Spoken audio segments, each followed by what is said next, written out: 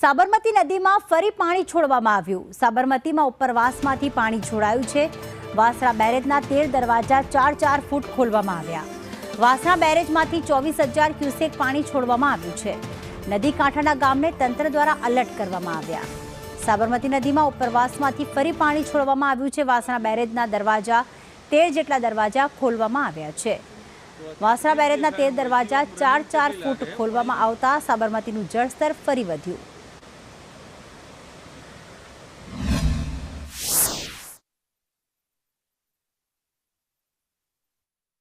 ત્યારે તેના જ ભાગરૂપે વાસણા બેરેજના 13 જેટલા દરવાજા છે તે 4-4 ફૂટ ખોલવામાં આવી રહ્યા છે અને આ પાણી જે છે તે છોડવામાં આવી રહ્યું છે। વાસણા બેરેજમાં અત્યારે હાલ જે ખાસ કરીને પાણી છોડવાની જે અત્યારે સતત કામગીરી છે તે ચાલુ જોવા મળી રહી છે। વાસણા બેરેજમાંથી 24,000 ક્યુસેકથી પણ વધુ પાણી છોડવામાં આવી રહ્યું છે।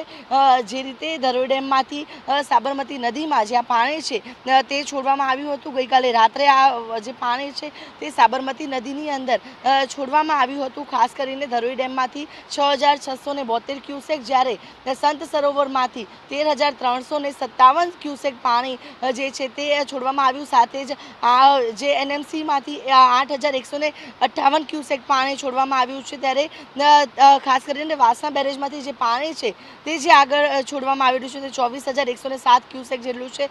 ત્યારે વાસણા બેરેજના 14, 15, 16, 17, 18, 19, 20, 21 અને 23 અને 24 નંબરના જે ગેટ છે તેને 4-4 ફૂટ ખોલવામાં આવ્યા છે। ત્યારે 25, 26 ને 29 નંબરના ગેટને પણ 4 ફૂટ ખોલવામાં આવ્યા છે। એમ કુલ 13 ગેટ જે છે તે વાસણા બેરેજના ખોલવામાં આવ્યા છે, જેનું લેવલ 129 ફીટ જેટલું છે।